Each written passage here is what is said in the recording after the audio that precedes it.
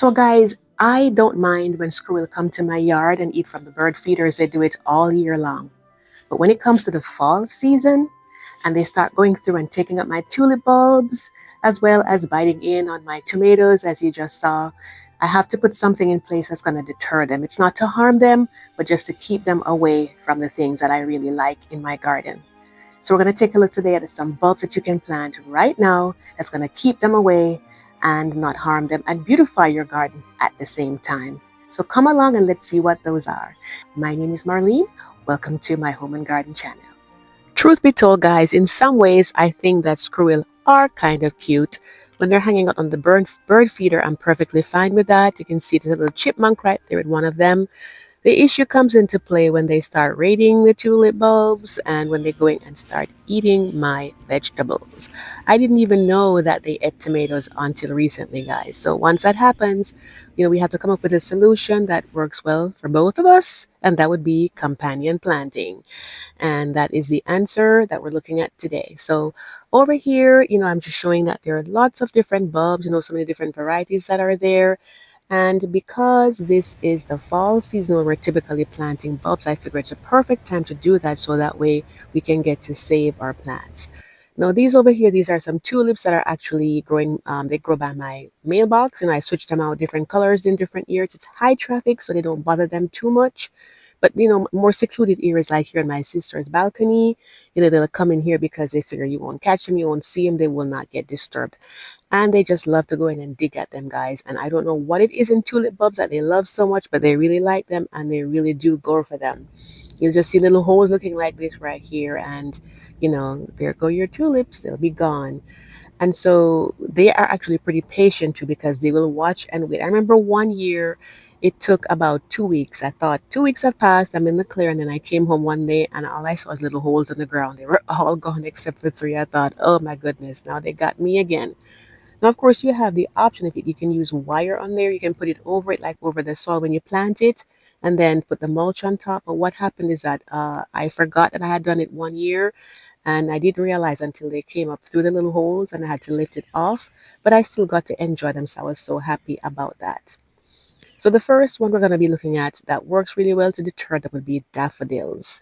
It has a compound in there called lycorin, and that actually it's a little bit toxic to them. They don't eat it though because they instinctively know that it's not good for them, so they will not go and mess around with either the bulbs or with a plant in bloom. So if you plant these next to like your tulips and anything else that you're trying to protect in that way, it's going to keep them away from it, and it works really, really well. And it doesn't really matter what type of daffodils you're planting because there are many different types of daffodils that I've talked about in some of my previous videos that I've done on them. It doesn't matter what kind it is, they will work. So just go ahead and plant them, around it, and you should be pretty much good to go. And they're just such a wonderful flower to have in your garden. One of the early bloomers as well too, and they smell so sweet. So there's so many pluses to this wonderful bulb. And you can see that in some cases, they even already have packages that are put together for you. You just have to plant them. If those are not available in your area where you are, you can always get them online or just get the regular ones. But I'd say to save money, it's good. Like if you need a lot, to just buy them in bulk because that way, this was 50 right here, and you can see how much they were going for. Of course, depending on when you're watching this and your area and all of that. But you can see it's good to just buy them in bulk so that way you have a lot and you pay less, and then you just go ahead and plant them as you need to, and they'll be beautiful for you in the springtime. And since we're talking about companion planting, pansies make an excellent combination with tulips. Just look at the color scheme, guys. The purple with the white and the red. It picks up so well. And in this recent video that I did, I showed you a step-by-step on how to plant your pansies, and it will be linked at the end for you. So moving on to number 2, guys, and that would be alliums. And they actually hate alliums. And the reason for that is because alliums are in the onion family. This is the oriental alliums, by the way. They're in the onion family, and they hate the strong smell because you already know that onions smell really, really strong and they cannot stand it. So they stay away from it. And in this recent video, I'll link this one in the description box for you. I talk about common mistakes to avoid when you're planting alliums. If you've never tried them before, I'd say definitely give it a try. Now, these are the ornamental ones, which you can still plant in your veggie gardens to protect them, from bites like these.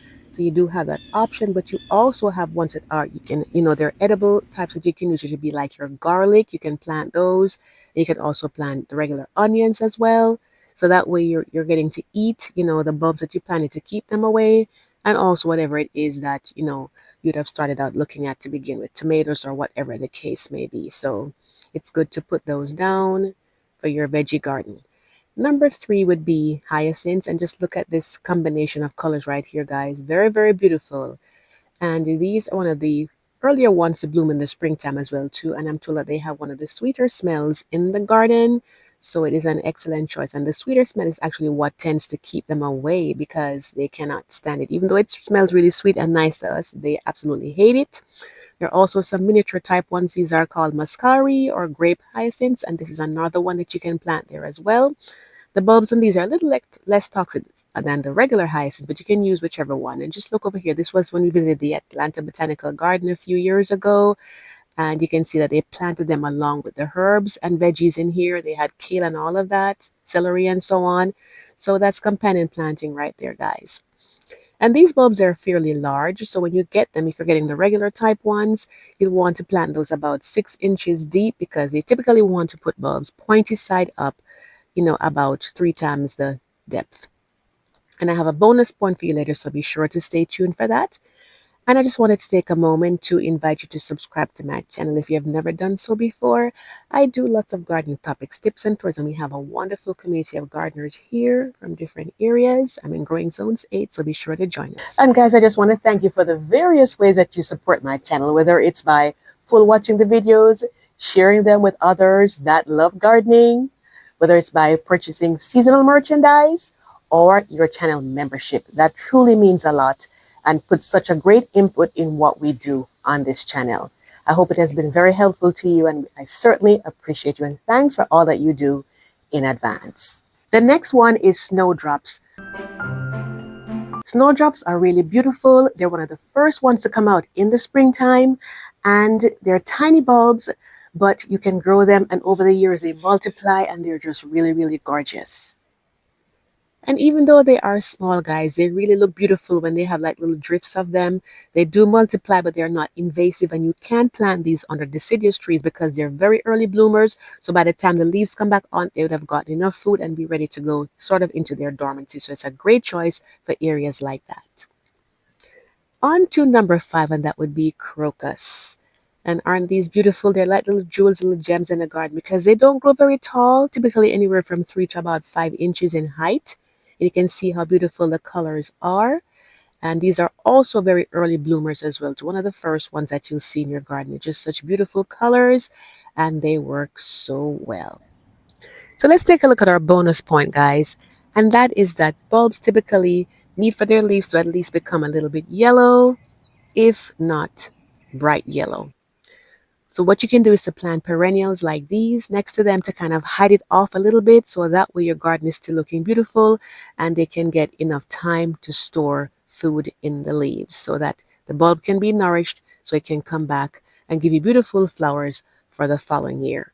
And I'll also say that when you're planting your bulbs, you'll want to be sure that the colors that they combine very well, because you don't want to have like cool colors with warm colors. It kind of like, like too many different things going on.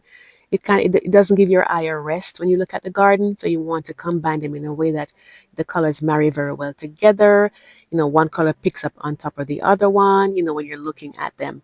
And I also suggest too that what you can do, which I, of course, because I'm creating these videos, I always have pictures and videos, but it's good to take pictures of your garden so that way you can see what you have, because you might forget, and then maybe you had purple and you don't want to combine another type of color with it, but because you can see it, you can say, okay, this is this color what's going to come up in the spring, so let me not put that one there. Of course, like your paper whites, they combine with anything because the white tends to blend in with most colors that you'll be looking at. So I would say, bear those things in mind, and also look at the heights. The taller ones, you'll want to put those towards the back and the shorter ones towards the front, so that way you can get a nice look. And it's good to plant, bulbs that bloom at different times, so that way you always have some interest in the springtime until your other plants come in and fill in the space with color and leaves and all of that. So I hope that this was helpful to you.